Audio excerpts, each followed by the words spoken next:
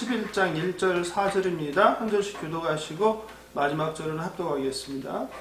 예수께서 한 곳에서 기도하시고 마치심에 제자 중 하나가 여짜오되 주여 요한이 자기 제자들에게 기도를 가르치신 것과 같이 우리에게도 가르쳐 주옵소서. 예수께서 이르시되 너희는 기도할 때에 이렇게 하라. 아버지여 이름이 거룩히 여김을 받으시오며 나라가 임하시오며 우리에게 날마다 일용할 양식을 주셨고 함께 읽겠습니다. 우리가 우리에게 죄 지은 모든 사람을 용서하오니 우리 죄도 사하여 주시옵고 우리를 시험에 들게 하지 마시옵소서 하라. 아멘. 성도님 여러분 안녕하십니까? 한 주 동안 잘 지내셨는지요? 지난주엔 누가복음 10장으로 하나님 나라에 대해 함께 나누었습니다. 하나님 나라는 우리가 죽어서 가는 공간적 개념이 아니라 이 땅에 임한 하나님의 통치라고 말씀을 드렸습니다.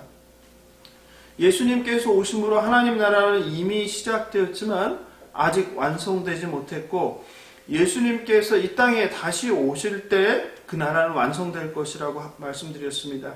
그러므로 저와 여러분은 하나님께서 선택한 백성으로 세상 가운데 사명자로 보냄을 받아서 하나님의 통치를 받아 하나님이 우리에게 주신 그 의와 거룩의 삶을 살아내는 것이 하나님 나라를 살아가는 것이라고 말씀드렸습니다.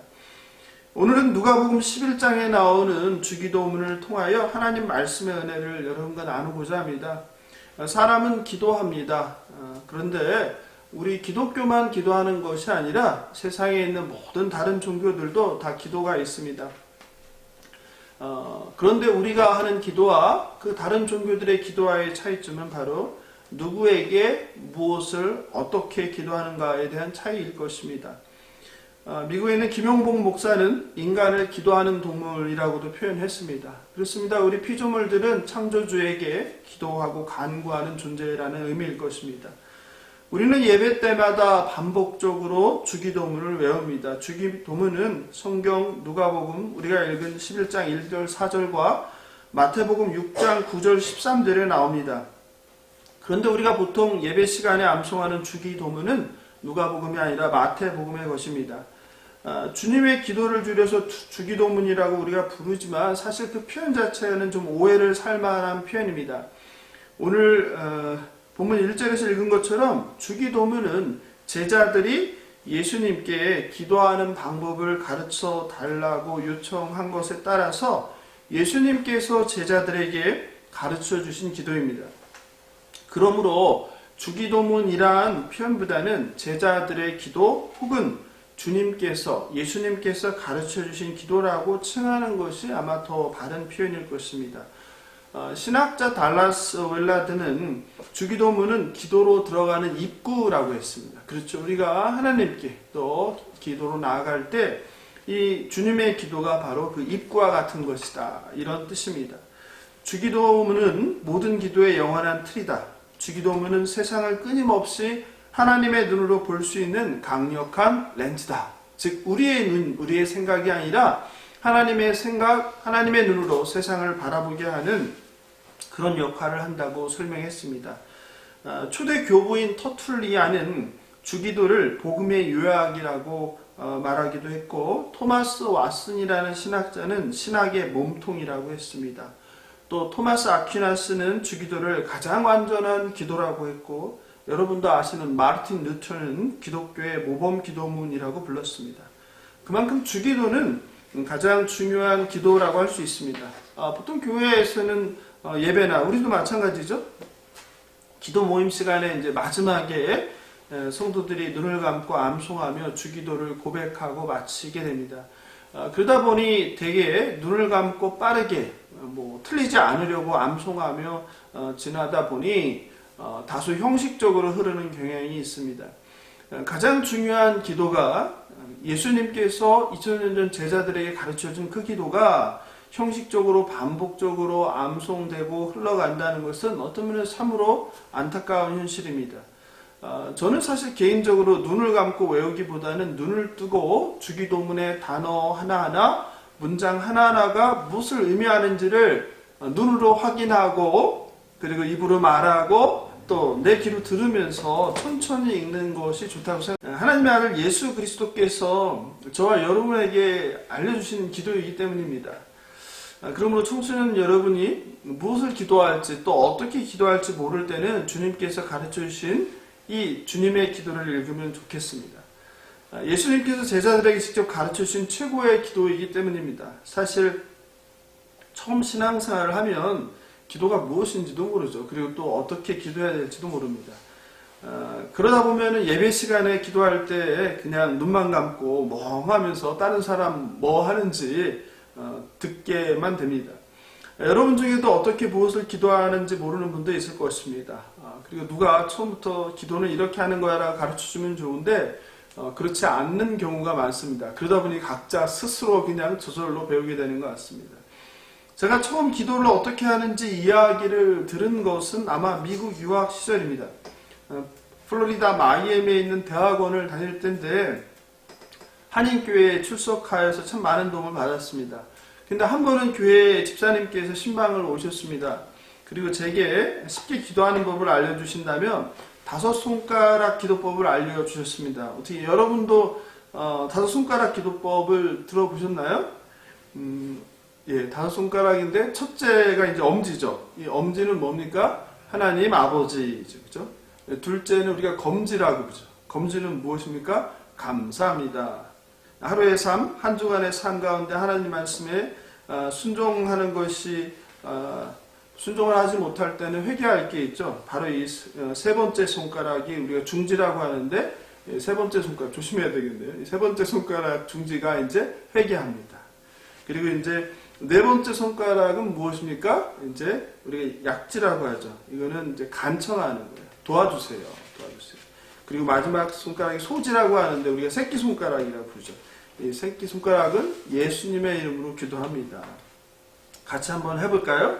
엄지, 하나님 아버지, 그 다음 검지, 감사합니다, 그 다음 중지, 회개합니다, 약지, 도와주세요. 그리고 새끼손가락, 예수님의 이름으로 기도합니다. 어떻습니까? 아직까지 이제 어떻게 기도해야 될지 모르는 학생이 있다면 이 5손가락 기도법을 생각하면 잘할 수 있지 않을까 생각이 듭니다. 저도 유학 시절에 이 집사님께서 얘기해 주신 손가락 기호법으로 이렇게 쉽게 기억하면서 기도를 시작하게 된 것 같습니다. 그럼 예수님께서는 우리에게 어떻게 무엇을 기도하라고 하시는지 오늘 본문을 통해서 함께 살펴볼까요? 오늘 본문 주님의 기도에서 가장 먼저 우리가 생각해야 될 것은 기도의 대상입니다. 기도의 대상은 누구입니까? 기도의 대상은 바로 우리 아버지 하나님입니다. 즉 기도는 하나님께 하는 것입니다. 주기도문은 친밀한 단어 우리 아버지를 부르며 시작합니다. 예수님은 아람어로 말씀하셨기에 아빠라고 하셨습니다. 이것은 친밀한 아빠라는 의미를 갖는 것은 아니지만 아버지라는 단어는 하나님을 돌봄을 베푸는 아버지의 모습으로 접근하게 하는 역할을 합니다. 즉 제자들과 하나님과의 관계의 토대를 구축하는 것입니다.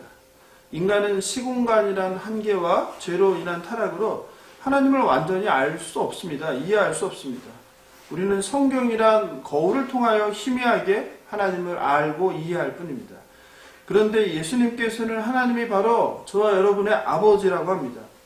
이것은 당시 유대인들에게는 충격적인 말이죠.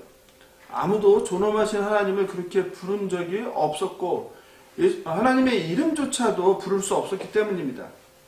당시 아바라는 단어는 어린 자녀들이 아버지를 부를 때 사용했던 건데 영어로는 뭐라고 하죠? 영어로는 father인데 어린애들은 daddy라고 하죠. 그리고 우리도 마찬가지죠. 우리는 아버지를 어릴 때 다 아빠라고 부르죠. 2000년 전 이스라엘에서 사용한 이름과 우리말 아빠라는 말 그리고 이스라엘에서 사용한 아빠 똑같다는 게 좀 신기하지 않습니까? 하나님께서 피조물인 우리들에게 창조주 하나님 아버지를 아빠라고 부를 수 있는 놀라운 특권을 허락하셨습니다. 하나님의 아들 예수가 아버지를 부르는 그 특권이 저와 여러분에게도 동일하게 주어진 것을 말하고 있습니다. 이제 하나님은 저와 여러분의 아버지, 우리 아빠가 되었습니다. 세상을 창조하신 하나님이 저와 여러분의 아빠라는 사실이 얼마나 놀랍고 대단하고 흥분되는 일입니까? 창조주 하나님 아버지가 저와 여러분의 아빠임을 믿고 감사 긍지를 가지고 우리가 기도할 때 아빠, 아버지 이렇게 부르시고 기도하시는 저와 여러분 되면 좋겠습니다. 우리가 주님의 기도에서 두 번째 생각할 것은 무엇을 기도할 것인가에 관한 것입니다. 즉 기도의 내용입니다. 기도의 내용은 크게 두 가지로 나눌 수 있는데요. 본문을 보면 하나님 나라, 하나님을 위한 기도가 있고, 그리고 그 다음은 우리 자신을 위한 개인적 필요를 구하는 기도가 있습니다. 먼저 하나님과 하나님 나라를 위한 기도를 살펴보겠습니다. 하늘에 계신 우리 아버지여, 이름이 거룩히 여김을 받으시오며. 그죠? 이름이라는 것은 무엇입니까? 정체성이죠. 이름은 인격을 의미하는 거죠. 하나님의 이름은 무엇입니까? 거룩이라는 거죠. 거룩, 거룩, 거룩. 우리가 하지 않아요? 찬송. 하나님을 가장 높으신 존귀함으로 대하는 거예요. 이스라엘 백성들은 하나님의 이름인 그 야훼라고 하는데, 구약 성경에 보면 야훼가 나오는 그 부분에 하나님의 이름을 부를 수 없기 때문에 다른 말로 대신 썼어요. 그러니까 이름조차도 너무 거룩해서 부를 수 없는 거예요. 존엄한 존재니까. 그래서 아도나이라는 단어로 바꿔 썼어요. 그래서 구약 성경을 읽을 때 아도나이라고 나오는 것은 원어로 바로 거기에 야훼, 하나님이라는 뜻입니다. 하나님에 대한 절대적인 경외감이죠. 하나님은 피조물의 영광을 받기 위해 세상을 만드신 창조주라는 거죠. 바꿔 말해서 저와 여러분 피조물의 목적은 무엇입니까? 우리 스스로를 영광스럽게 만드는 게 아니죠. 우리의 삶을 통하여서 누구에게? 하나님께 영광을 올리는, 하나님을 거룩하게 하는 그것이 바로 피조물의 목적입니다. 두 번째 구하는 것은 하나님 나라가 임하기를 간구하고 있습니다. 이스라엘은 이 땅을 통치하는 기름 부음 받은 자를 하나님이 보내실 것을 고대했고, 이제 예수가 하나님 나라를 시작했습니다. 지난 시간에 우리가 공부한 내용이 바로 연결되죠. 그죠? 하나님 나라는 지리적인 공간적인 개념이 아니라 통치의 개념이라고 했죠. 그런데 우리가 기도할 때 그 하나님 나라가 임하기를 간구해야 된다는 거예요. 이게 주기도문이에요. 그러니까 우리가 반드시 기도해야 될 것은 기도할 때 하나님 이름이 거룩히 여김을 받아주시옵소서, 그리고 하나님 나라가 이 땅 가운데 임하게 하옵소서. 이것을 하라고 예수님이 가르쳐 준 겁니다. 하나님 나라는 죽어서 가는 장소의 개념이 아니라 하나님과 피조물의 그 관계성에 근거한 거죠. 그 통치라는 것이죠. 그 나라는 예수 그리스도를 믿음으로 시작되는 나라예요. 그러니까 더 이상 내가 인생의 주인이 아니라 나의 주인이 예수님이라는 거, 예수님이 나의 삶의 왕이라는 것을 고백하는 것이죠. 데이비드 팀스라는 학자는 당신의 나라가 임하시옵소서라는 기도를 뒤집으면 내 나라가 끝나게 하옵소서라는 뜻이라고 이야기했어요. 어떻게 좀 와닿지 않아요? 당신의 나라가 임한다. 하나님 나라가 임한다는 것은 결국 내 나라. 뭐예요? 내가 주인 되어서, 내가 인생의 주인 되어서 살던 나라가 끝장났다는 뜻이죠. 내 나라가 끝나야 하나님 나라가 임하는 거죠. 이해되시죠? 그리스도인은 그러므로 세상 나라를 꿈꾸는 사람들이 아니에요. 하나님 나라를 소망하는 거예요. 하나님의 통치를 갖는 거예요. 이 땅에서 우리가 대한민국이라는 나라에서 시민으로 살아가지만 우리의 정체성은 하늘나라의 시민, 하늘나라의 백성이라는 것을 기억해야 한다는 뜻입니다. 그러므로 저와 여러분이 기도할 때 하나님의 통치인 하나님 나라가 이 땅에 완전하게 드러나고 이루어지게 해달라고 기도해야 됩니다. 그 하나님 나라는 어떤 나라입니까? 거룩한 나라입니다. 그죠? 평화의 나라입니다.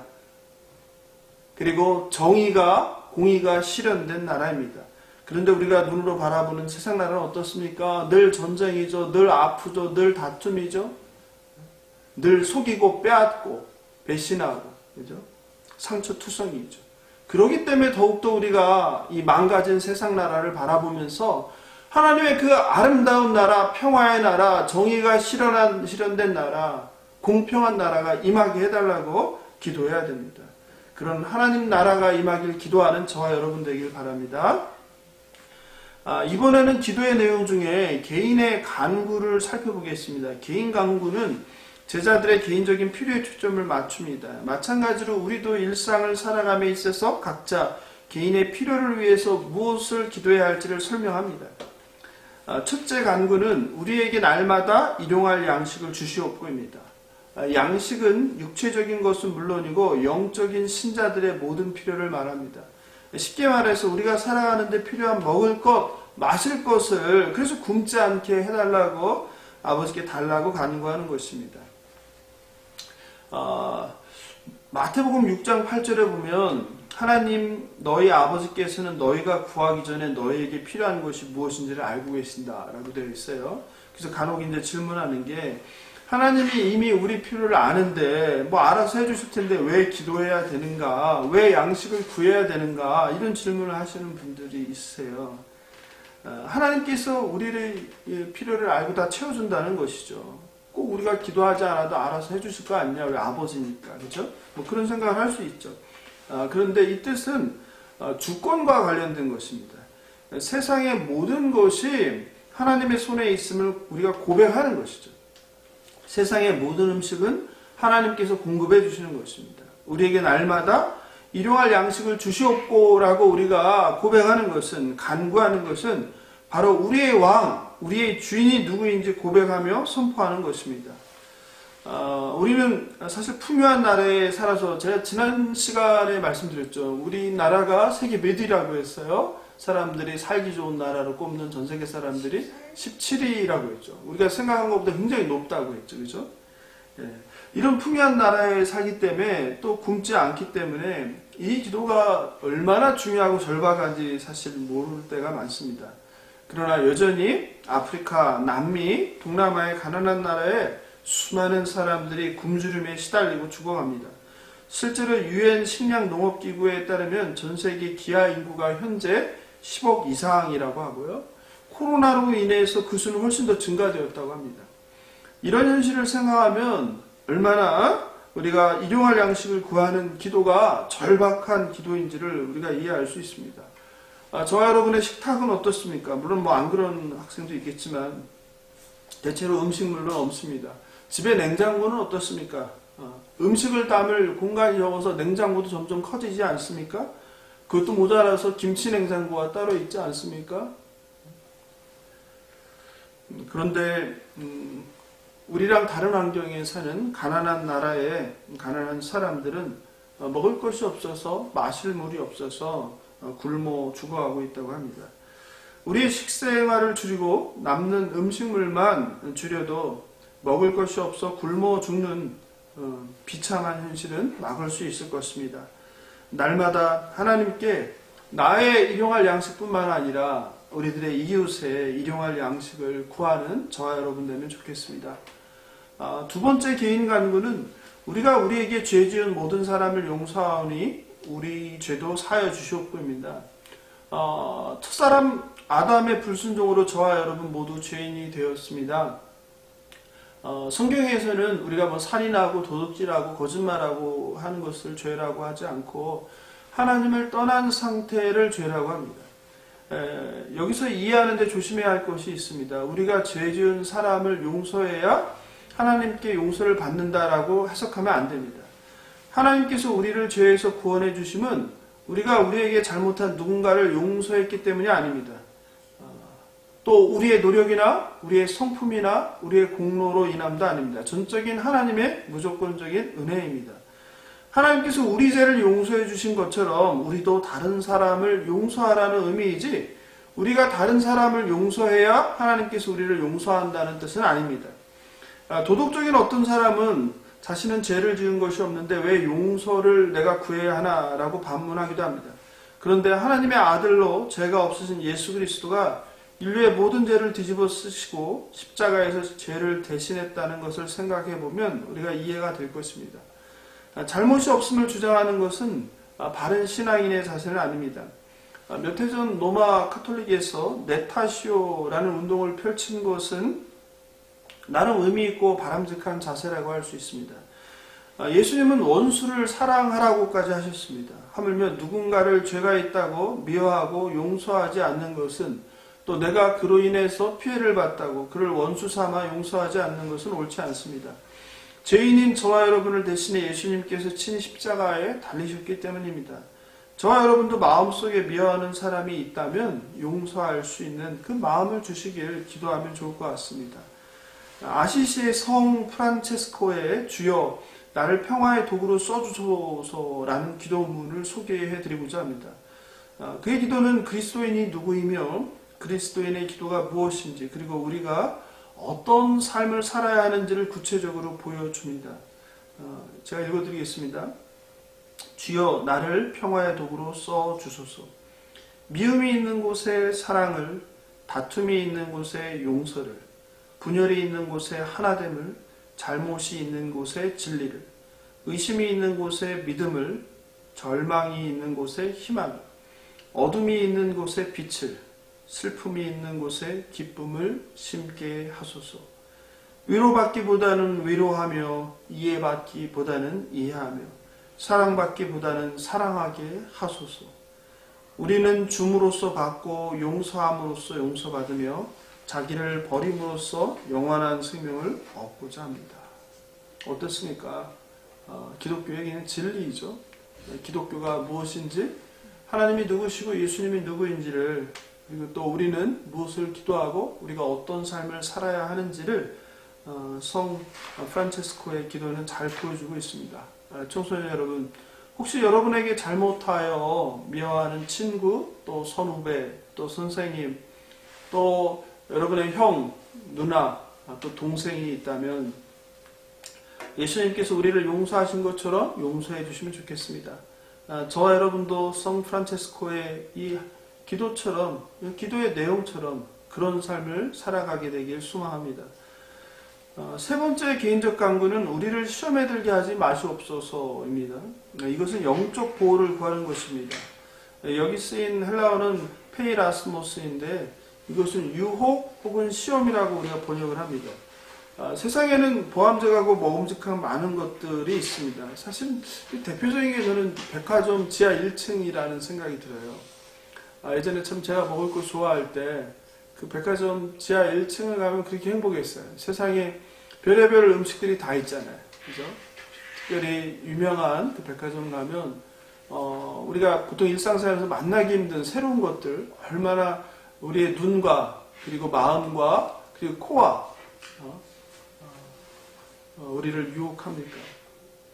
그렇게 세상에는 보암직하고 모험직한 많은 것들이 우리를 유혹해서 우리가 하나님께 불순종하여 믿음에서 떠나게 하는데요. 하나님께서 주시는 시험도 있습니다. 하나님은 아브라함에게 100세 얻은 외아들 이삭을 번제로 바치라고 명령하셨죠. 이것은 시험입니다. 하지만 모든 시험이 하나님으로부터 오는 것은 아닙니다. 야고보 사도는 야고보서 1장 13절에서 사람이 시험을 받을 때에 내가 하나님께 시험을 받는다 하지 말지니 하나님은 악에게 시험을 받지도 아니하시고 친히 아무도 시험하지 아니하시느니라. 오직 각 사람이 시험을 받는 것은 자기 욕심에 끌려 미혹됨이니 라고 합니다. 그래서 하나님은 시험을 받지도 않고 하지도 않는다. 그러니까 이 두 가지 이야기를 보면 모순되는 것 같지 않아요? 그죠? 우리를 시험에 들게 하지 마시옵소서 우리가 기도를 하는데, 그렇죠? 그런데 바로 여기에 그 헬라어 단어의 문제입니다. 야고보서의 시험은 유혹을 의미하는 거예요. 그러니까 하나님께서는 사랑하는 자녀를 죄악으로 유혹할 리가 없다니. 우리는 사업에 실패하고 질병에 걸리고 어려운 일을 만나면 하나님을 원망하며 어쩌자고 이런 시련을 허락하십니까? 라고 하소연을 합니다. 그렇죠? 마치 하나님께서 의도적으로 고난을 주신 것으로 받아들입니다. 그런데 이것도 마찬가지죠. 이것은 반은 맞고 반은 틀린 것입니다. 이 세상에서 일어나는 모든 일은 하나님의 통치 아래에 있어요. 하나님의 손에 있어요. 하지만 어떤 일은 하나님께서 직접 일어나게 하시지만 이건 시험이 되겠죠.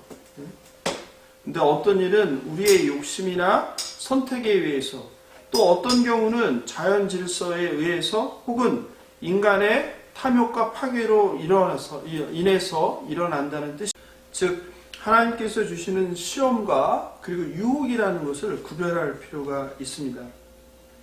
그러므로 우리는 늘 깨어서 우리를 시험에 들게 하지 마옵소서라는 기도해야 합니다. 예수님께서는 겟세마네 동산에서 십자가에 달리시기 전에 기도하시면서 시험에 들지 않게 깨어 기도하라 라고 제자들에게 말씀해 주셨어요. 시험에 들지 않도록 늘 깨어서 기도하는 저와 여러분 되길 소망합니다.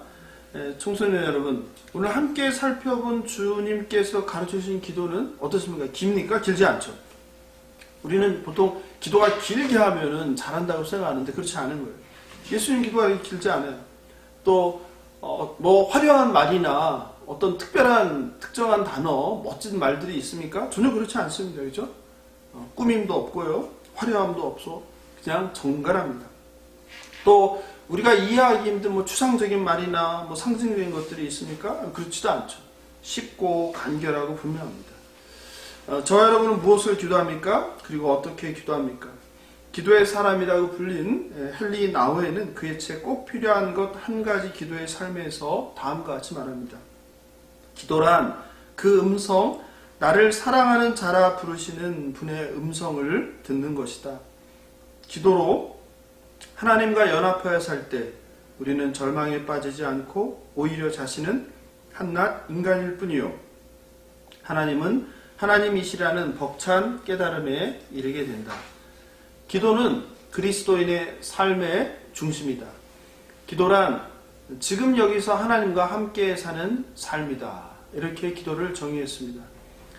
청소년 여러분, 우리가 2021년을 시작하며 하나님을 힘써 알자라는 목표를 세우고 매일 큐티를 하며 말씀과 기도를 하루를 시작하자고 하였습니다. 교회에서 보내주는 매일 성경 큐티를 여러분 지금 하고 계시는지요? 하루에 몇 번이나 하나님과 독대하는 기도 시간을 갖고 계시는지요? 물론 식사 기도를 포함해서 말입니다. 지난 시간에 우리가 세상 나라인 대한민국의 발을 딛고 살지만 하나님 나라의 백성이라고 하였습니다. 세상 나라의 삶을 위해서는 세상 나라에 대한 공부를 해야 합니다. 실제로 여러분이 학교에서 학원에서 집에서 하루 10시간 이상 할 것입니다. 그런데 정작 하늘 시민이라고 하면서 하나님 나라의 백성이라고 하면서 하나님 나라에 대한 공부는 얼마나 하시는지요? 하루에 몇 분이나 성경을 읽으시나요? 하루에 몇 분이나 하나님께 나와 기도하십니까? 하루에 성경을 한 장도 읽지 않고 하나님과 한 번도 기도하지 않으면서 하나님 나라 백성, 그리스도인이라고 말할 수 없을 것입니다. 공부를 많이 하면 할수록 우리 지식이 쌓이고 실력이 늘어납니다. 마찬가지로 성경을 통해 하나님을 알아가고 기도를 통해 하나님을 만나 교제할 때 여러분의 신앙도 자라납니다. 혹시 신앙생활은 방학대로 아니면 대학 이후로 미뤄두고 세상 나라, 학교 생활, 세상 공부에만 몰두하고 있지는 않습니까? 하나님 나라는 이미 예수님께서 오심으로 시작되었고 예수님께서 다시 오심으로 완성될 것입니다. 그 하나님 나라의 통치를 받고 산다는 것은 말씀을 알고 기도로 하나님과 사귀는 것입니다. 우리가 대한민국의 법과 질서와 문화를 알아야 잘 살 수 있습니다. 마찬가지로 하나님 나라의 원리와 법을 잘 알아야 하나님 나라 백성으로 잘 살 수 있습니다. 성경도 읽지 않고 기도도 하지 않으며 나는 하나님 나라 백성이란 말은 거짓말입니다. 바라옵기는 청소년 여러분이 말씀과 기도의 자리로 나오기 바랍니다. 예수님이 하나님이시고 하나님의 아들임을 믿는다면 성경을 읽고 기도하는 것보다 우리에게 더 중요한 것은 이 세상에 없습니다. 그것은 우리의 목숨, 생명과 관련된 문제이기 때문입니다. J.C. 라일이라는 신학자는 기도하지 않는 사람은 구원받기를 기대할 수 없다. 기도 없이 사는 것은 하나님 없이, 그리스도 없이 사는 것이다 라고 하였습니다. 기도는 주님과의 대화입니다. 기도는 주님과 연합하는 방법입니다. 기도는 예수님께 나아가는 길입니다. 내가 주님 안에, 주님이 내 안에 거하는 비결입니다. 주기도는 그런 점에서 예수님께서 우리에게 남겨주신 가장 위대한 신앙 유산입니다. 이 기도에는 주님의 영혼이 그리고 주님의 땀과 피가 그리고 진리와 생명이 담겨 있습니다. 주님은 우리가 서로 함께 하나님 나라를 구하고 일상의 필요를 구할 것을 명령하십니다. 또한 서로를 용서하라고 하십니다. 예수님의 제자인 우리들은 서로의 허물을 품어주고 서로의 잘못을 용서하는 기도의 공동체가 되어야 합니다. 아직 어떻게 기도해야 할 줄 모르셨다면 오늘 제가 알려드린 5손가락 기도를 떠올리시기 바랍니다. 다시 한번 해볼까요? 하나님 아버지 감사합니다. 용서해 주세요. 도와주세요. 예수님의 이름으로 기도합니다. 그리고 무엇을 기도할지 모르셨다면 주님께서 2000년 전 제자들에게 알려준 우리가 오늘 함께 나눈 주님의 기도를 소리내어 읽으십시오. 그것이 기도입니다. 하나님께서 기뻐 받아주실 것입니다. 날마다 하나님과 동행하며 내주하시는 성령 하나님과 대화하면서 인도받는 복된 삶을 누리시는 주일학교 청소년들 되시길 예수님의 이름으로 축복하며 기도합니다. 오늘 말씀 생각하면서 찬송가 533장 내 맘의 주여 소망 되소서 1절 그리고 4절